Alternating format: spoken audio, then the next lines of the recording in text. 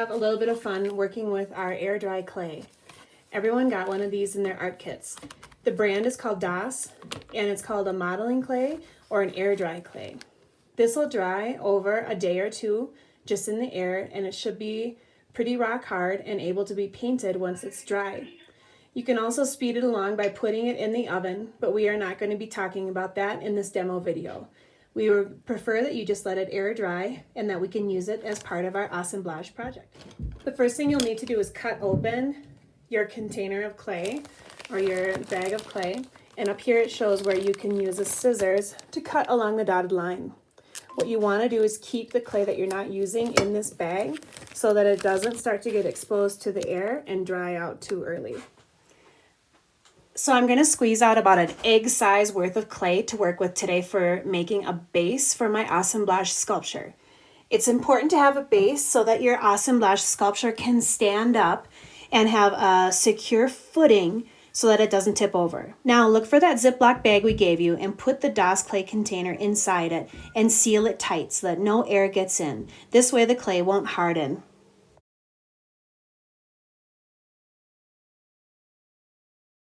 If you've worked with clay before, this is basically like making a little baby slab of clay. What you're gonna need is some sort of a plastic plate or a clean table, and you're gonna roll out your piece of clay on that plastic surface. If you do this on paper or newspaper, it will stick. Flip your piece of clay back and forth while you work on it and use the palm of your hand to flatten it out. You don't want to make it too thin because it won't be as strong then. What I'd recommend is making it about as thick as a thick pancake from Perkins.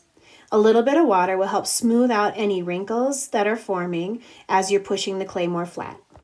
Making a base that's about 4 inches in diameter should be strong enough for most assemblage sculptures that are maybe 8 or 9 inches tall. At this point, my sculpture base looks pretty good, and now I'm going to make it a perfect circle.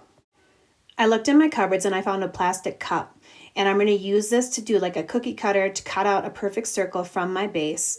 It's not necessary, but in some ways it'll make your sculpture look a little bit more clean.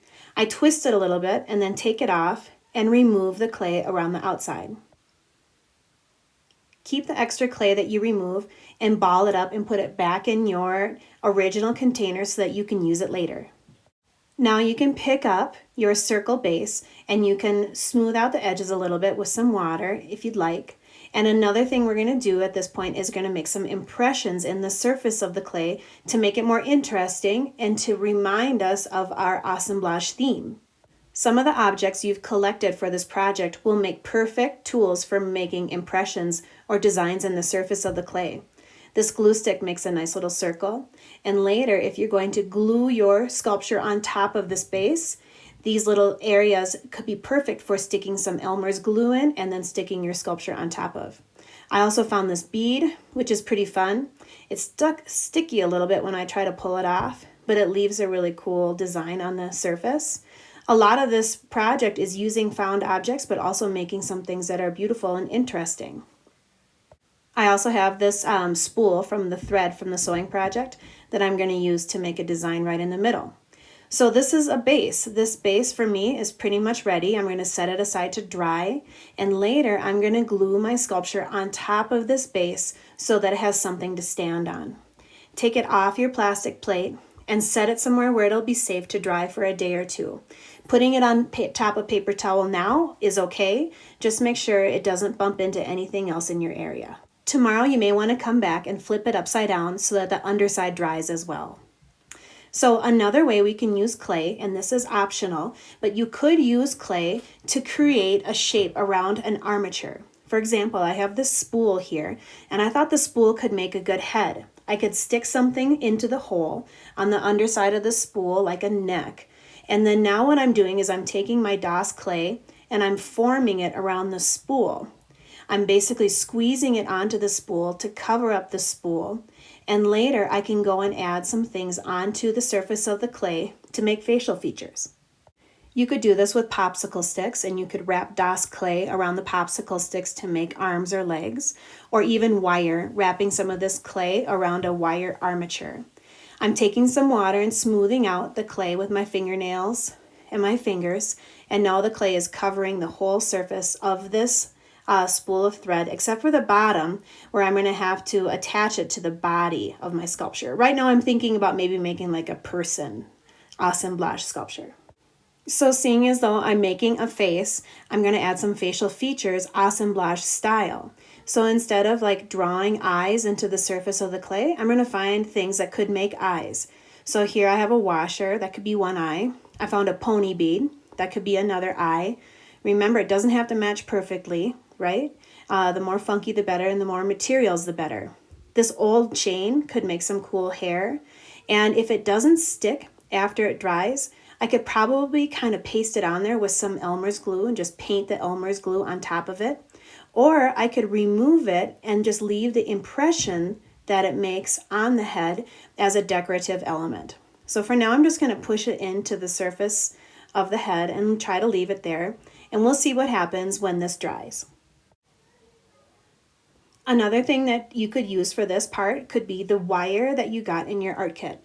Remember, you got all kinds of different colored wire, and if you find a little needle nose pliers or even your scissors, you can grab little pieces of wire and kind of form them and add them to the surface.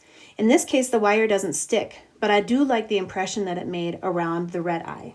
If you've had experience with wet clay before that we use in school and put into a kiln, you know that you have to use slip in order to attach it.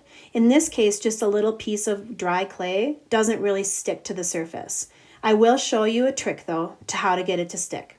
You take a tool like this little piece of wire and you scratch the surface and add a little bit of water. If we were in art class right now making clay projects, we'd call that scoring and adding slip.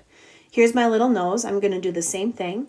I'm going to score the surface or scratch the surface a little bit and add some water to it and then stick it where it should be on top of the scratching that I did before on the surface. Now I'm using my finger to kind of smush it down.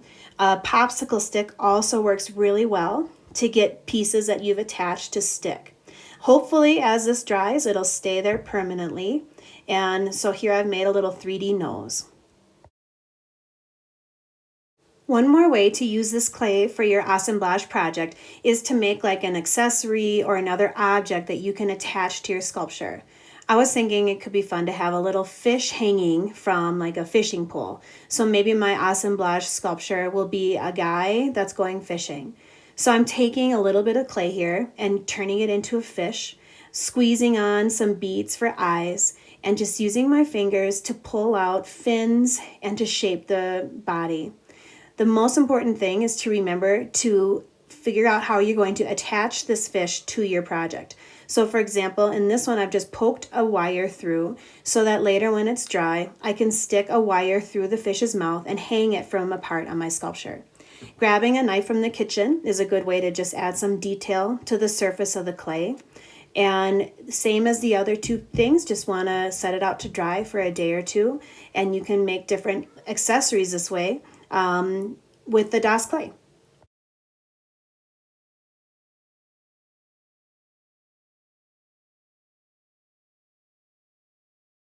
So today we've seen 3 different ways to use DOS clay to add things to your assemblage sculpture.